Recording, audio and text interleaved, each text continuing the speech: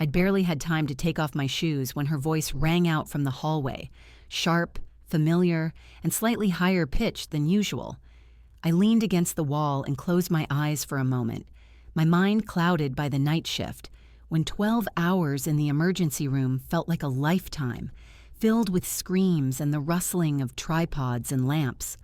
In this foggy reality, I was trying to pull myself together to step out of the machine of my profession and into a home where what awaited me wasn't support and thanks, but lists, demands, and judgmental glances that began with a simple reproach. "There's still no breakfast on the table. Gina, you've had it all morning. What have you been doing? Sleeping again?" And Bella's voice, like a meter, ticked faster, measuring out my mistakes, my tired eyes, my right to be tired. I blinked, still in my surgical gown, the smell of antiseptics stubbornly clinging to my hands, and a weariness deep within me that couldn't be dispelled by a cup of tea. My mind was foggy from the night shift. I'd barely survived 12 hours in the emergency room, where 3 injuries and 2 patients screaming in pain demanded instant decisions. And now this. A domestic battle in the kitchen, where accusations were already waiting for me, as if I'd deliberately traded care for sleep and I could barely speak.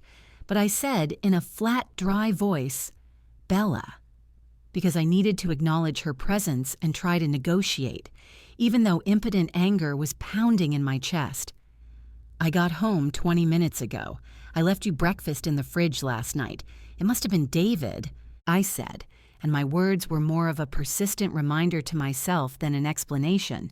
But Bella had already barked, crossing her arms in her characteristic peremptory manner, her voice cutting through the silence.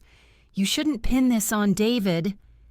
The phrase didn't sound like concern, but rather an accusation, as if I was allowing myself to show weakness where it wasn't allowed.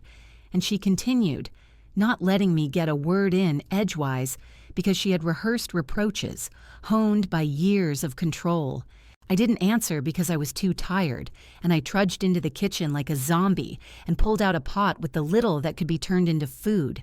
The pen burned my palm before I even turned on the stove, and the burn, like a small geography of pain, reminded me that I was alive and could feel, even though I didn't want to feel anything today.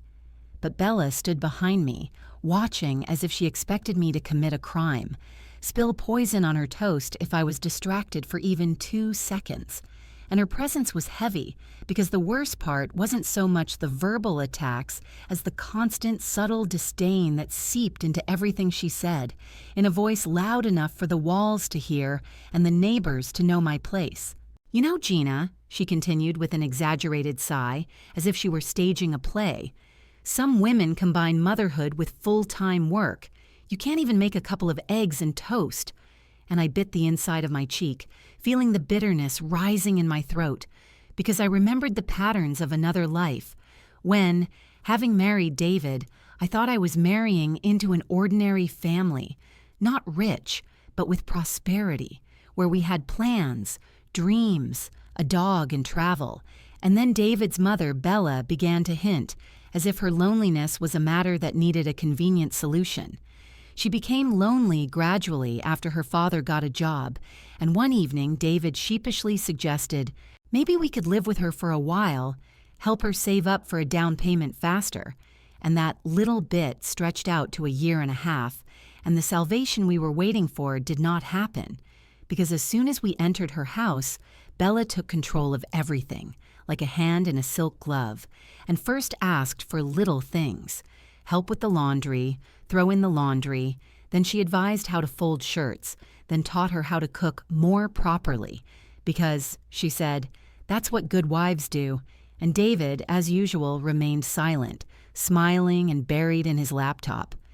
"You know what she's like," he said, and with this, he explained everything, because it was easy for him to talk when he didn't have to live in that kitchen. When I switched to the ER, I thought Bella would back off because she knew about my shifts, even smiled at me the day I got my new badge and said she respected nurses. But a week later, the reproaches came back in full force. "You started at 8 in the morning, great. Is it okay to vacuum before bed? You're up all night, you've already worked out. How effective? You're not pregnant yet. Maybe stress isn't the only problem."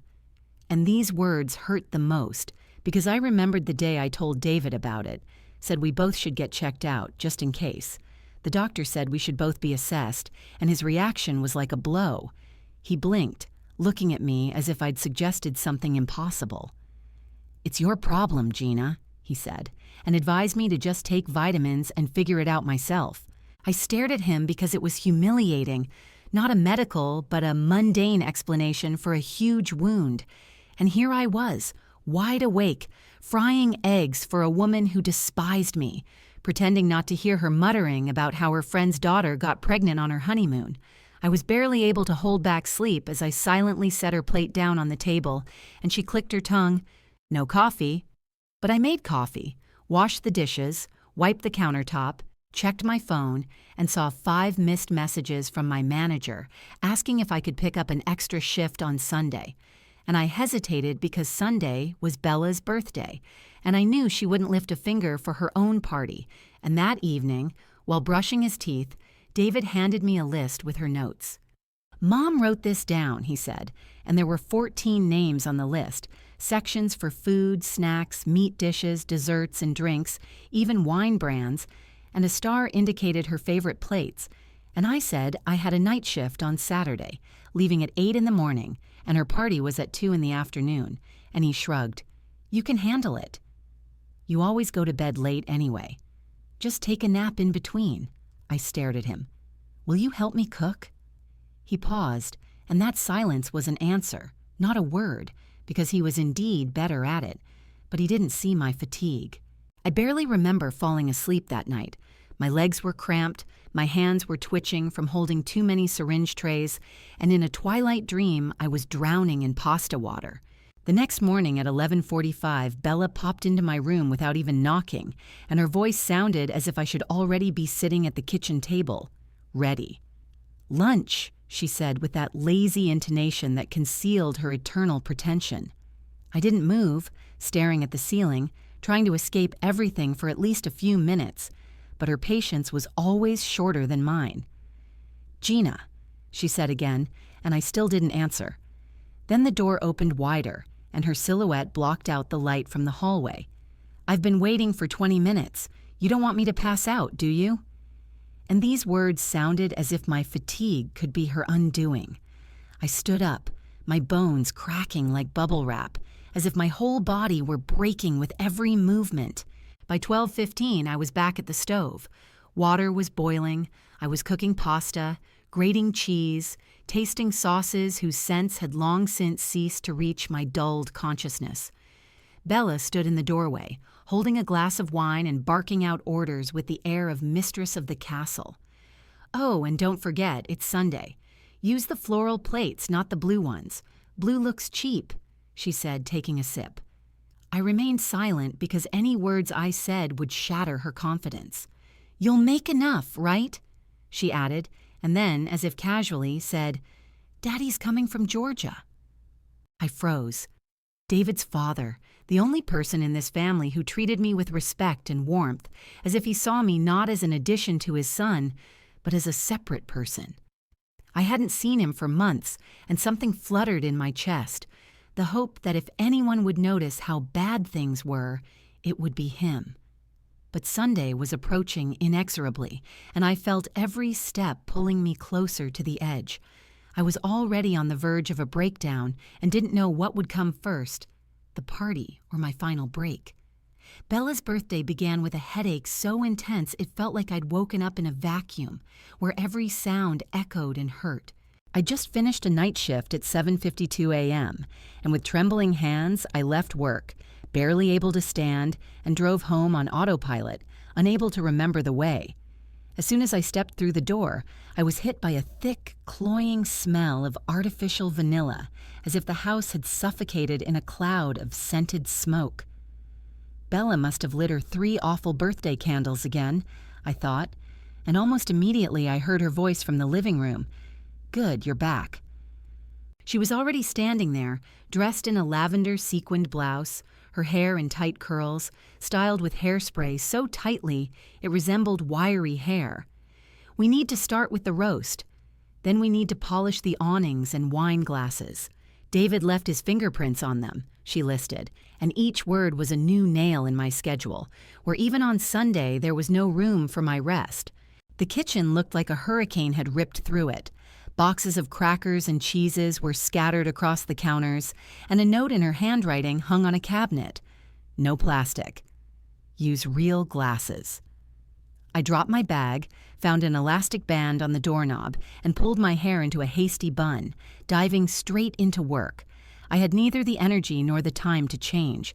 By 10:30, I'd already boiled 4 pots of water, sliced some cured meat, steamed some asparagus, and assembled a cheese platter that would have looked worthy of a glossy magazine cover, had anyone considered me a housewife rather than a servant. At 10:45, David walked into the kitchen, freshly shaved and fresh from his shower, holding a mug of iced coffee. "You're doing great, baby," he said matter-of-factly, and I didn't even respond. I simply handed him a bowl of cherry tomatoes. He blinked. "What are these?" he asked. "Wash them," I replied, and he stared at me as if I'd spoken a foreign language. "Oh, okay," he muttered, reluctantly accepting the bowl. A couple of minutes later, he was wiping his hands and putting it back down. He disappeared into the garage under the pretext of getting some chairs, but he never returned. By noon, the first guests rang the doorbell. Bella came down the stairs like a queen, holding a glass of champagne, which I definitely didn't pour, and waving it in the air, laughing with a woman in pink capri pants who looked like she actually had dogs with names like Muffin and Donut. I peeked out of the kitchen and saw this scene, the laughter, the lightheartedness, the sparkle of glasses, and immediately went back to the roast beef because the table wouldn't set itself. By 1:15, the kitchen was in chaos. The oven was beeping, the potatoes weren't done, and sweat was trickling down my back, mixed with fatigue. I hadn't eaten anything since last night, unless you count the cheap mix from the machine, but I continued cutting, frying, and serving. I was just setting the main course on the counter when David stumbled in. "Aren't you finished yet?" he asked, frowning. I blinked, turning to him. "People are asking where the food is. You make us look unprepared," he snapped. "David," I said slowly, keeping my voice under control, "I haven't slept for almost 24 hours. I cooked 4 courses, set out 15 glasses, cleaned out the fridge where you spilled sauce yesterday, and only stopped screaming to keep from falling on the floor." He snapped, raising his hand as if waving my words away. "Just finished galvanizing." "My mother's guests are starting to whisper," he said, reaching for the stack of plates I had already set out for serving. His hand caught a wine bottle, placed too close to the edge. It toppled over and smashed into the plates. Crash.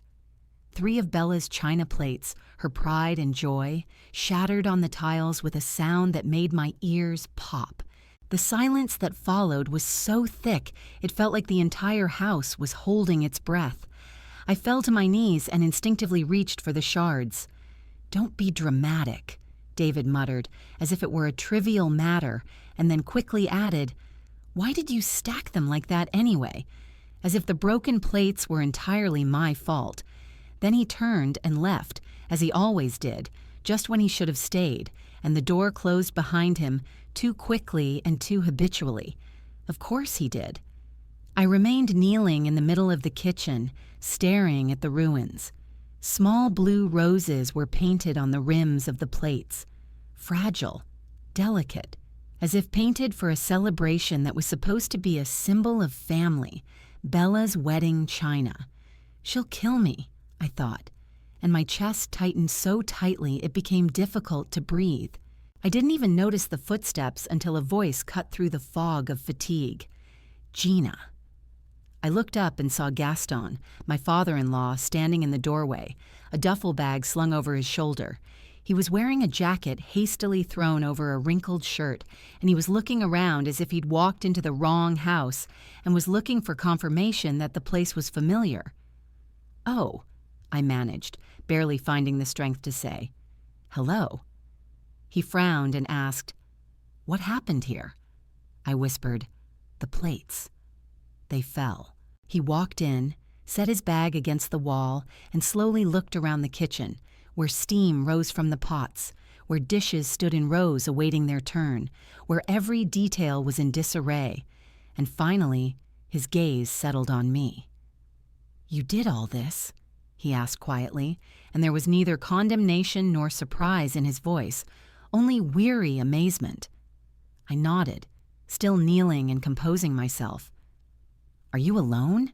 he clarified, and I laughed almost bitterly, replying that David and Bella usually didn't help, that everything was always on me. I started to pick up the sharpest shards in a towel to keep my hands occupied, but he squatted down next to me, stopped my hand, and said, "You'll cut yourself." There was no pity or anger in his voice, only genuine shock, and for some reason this struck me as unexpectedly important. He silently and carefully helped clear away all of it, moving as if he were afraid to bump into me.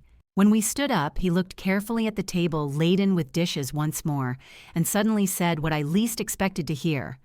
"Come with me." I blinked, not understanding. "What?" I asked. "You heard me." "Come on," he said, heading for the living room.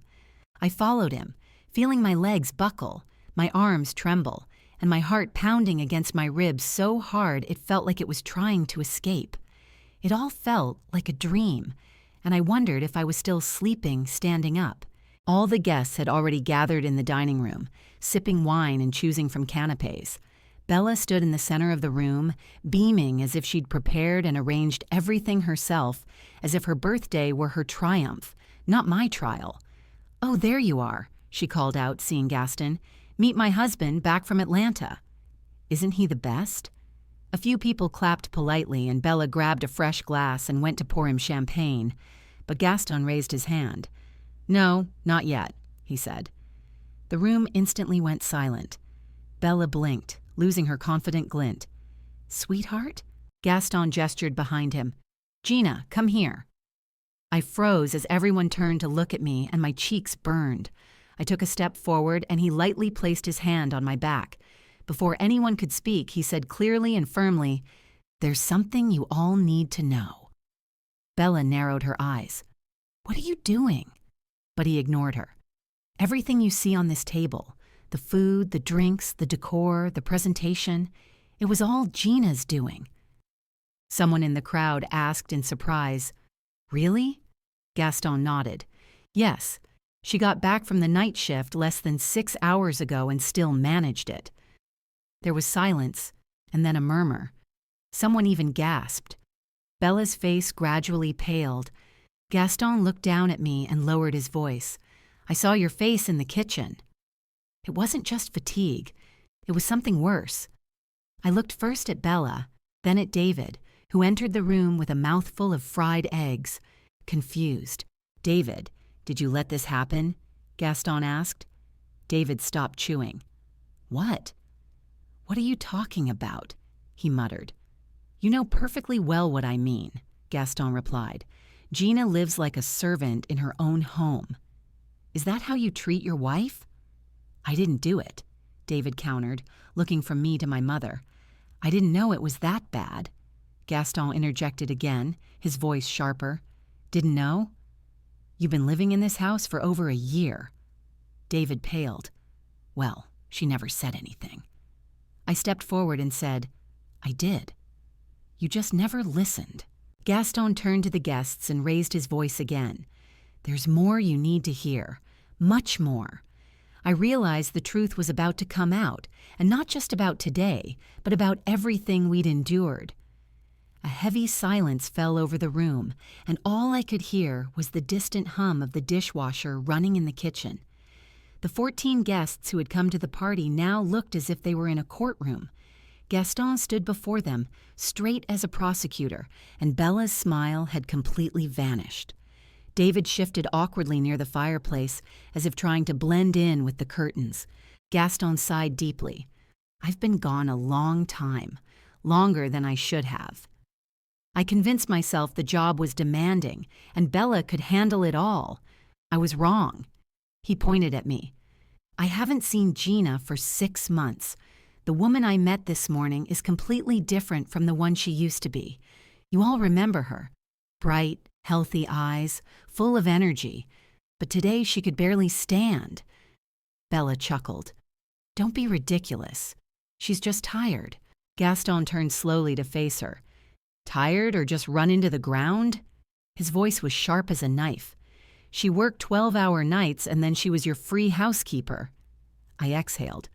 I didn't suggest that. Bella snapped back. She did. I shook my head. I never suggested it. I was told, every day, make breakfast, vacuum first, rest later. Several guests shifted uneasily in their seats, and I felt the tension in the room become almost palpable. Bella glanced around, as if only then realizing that her words weren't speaking to a void, but in the presence of an audience, where every glance became a reflection of her own behavior. You all know I've had health problems, she said, her voice soft and plaintive, as if trying to hide behind weakness. Gina was just helping as best she could. And, as if mustering up her courage, she lifted her chin and added, That's what a good wife does. She takes care of her husband's family. Gaston crossed his arms over his chest, and his eyes flashed with an icy glint. And what did Jacob do in response? He asked, and all eyes turned to David. He swallowed awkwardly, cleared his throat, and said, Listen, I didn't know it was that serious. So you weren't paying attention, Gaston retorted so quickly that his voice rang with steel.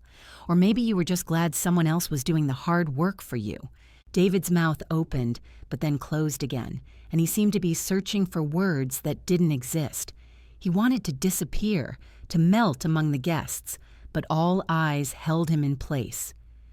Let's talk about something else, Bella interjected, her voice shaking now, losing its usual commanding tone. Why don't we enjoy the party? Gina made all this food. Let's not waste it. No, I said firmly, so firmly that the sound of my voice scared me. We're not done yet. I reached into my pocket and felt the folded papers I'd been carrying around for several days, in case I ever got around to it and found the courage. I pulled them out and handed them to Bella. What are these? Her fingers trembled as she took the sheets. These are from the fertility clinic, I replied. She blinked. Test results? What the hell? But her eyes scanned the words. Blood tests, hormone levels, ultrasound results, everything. David stepped forward, his face pale. You said you weren't going to do it. I didn't say anything because I was protecting you, I replied, but not anymore. Bella clutched the papers in her hands. So what? So I'm fine. I'm perfectly healthy. Every system is working as it should. I pressed my lips together and said, Remember how you and David always shifted the blame onto me? How you whispered behind my back that I was probably infertile? Well, it wasn't me. David's eyes snapped up, fear frozen in them. Wait, you mean? Yes, I interrupted. It was you. The doctor explained it. There's a possibility of male factor infertility, but you refused testing. You said it would make you look weak. A gasp of surprise swept through the room, as if a new crack had opened in the walls of the house, and every guest heard it. I told you after your first marriage ended that it was time to grow up, Gaston interjected. His voice was cold and precise. That woman left because you and your mother did the same to her, used her, then discarded her. My jaw dropped. Wait, what? I gasped, and Gaston looked at me with a long, regretful gaze. Your husband has a pattern, he said. David's ears turned red, and he almost shouted, You shouldn't have brought that up. I definitely should, Gaston snapped, because you haven't learned anything. Bella suddenly screamed, her voice breaking. I just wanted a grandson. Is this a crime? I'm not the villain here. I've waited for years. And she burst into tears, covering her face with her hands, her shoulders shaking. Silence fell over the room again. I looked at her, and the words formed themselves into a bitter truth. Wanting a grandchild doesn't justify treating me like a slave. It doesn't justify trying to force me into pregnancy or blaming me for things I didn't do. Motherhood can't be weaponized. She raised her tear-stained face and whispered, You don't understand. It's humiliating to be the only one without grandchildren. All my friends talk about nothing but their daughters-in-law and their baby showers. I don't care, I replied. You used me and your son's silence to force me through this. Bella's sobs deepened. None of the guests attempted to console her. I turned to David. I kept quiet because I loved you, because I wanted to build something real. But every time I tried to talk about our future, you acted like I was a burden. Every time your mother humiliated me, you remained silent. You let me drown in this house. Gina, he finally said, fear creeping into his voice. Please, let's talk about this alone. No. I looked at him, unwavering. There's nothing more to talk about. I pulled out a second piece of paper, a copy of the divorce decree I'd drawn up with a lawyer friend from the hospital. I handed it to him. Wait, he said, taking a step back. Are you divorcing me? Because of this? Because of this? I repeated his words, feeling a wall rise inside me. This is the tip of the iceberg, David. You can't even see how deep the crack is. But I do, and I don't have to pretend I'm okay anymore. He looked to Gaston for support, but Gaston only shook his head, silent and disappointed. It's your own fault, he said, repeating it twice, as if to make a point. I didn't mean to, David muttered. You didn't mean to do it, Gaston interrupted, but you didn't do anything to stop it either. David collapsed onto the arm of the sofa, holding the paper in his hands as if it were burning him. Bella, still crying, looked up. Please don't go. We can change. Can't we fix this? I exhaled. You've had years to fix it. And now I'm not going to try anymore. I turned to the guests, most of whom sat stunned, speechless. If any of you think I'm being dramatic, ask yourself, would you trade places with me? No one answered. I headed for the front door. Past the marble table Bella had made me polish last night, past the vase I'd filled with flowers at 6 in the morning, past the woman who had treated me like a servant, not part of the family, for all these months. I paused only once, next to Gaston. He looked at me, and there was genuine sadness in his eyes. I wish I'd been here sooner, he said. I nodded. But now you are. I opened the door, and behind me I heard the sound of chairs shifting, shoes squeaking, and whispered apologies. I didn't know, someone said. She really went through all that, another voice murmured. Makes you think, doesn't it? Added a third. I didn't look back. The front door closed behind me with a quiet but final click. The truth had been spoken, the consequences had begun, and for the first time in a year and a half, I left without asking anyone's permission.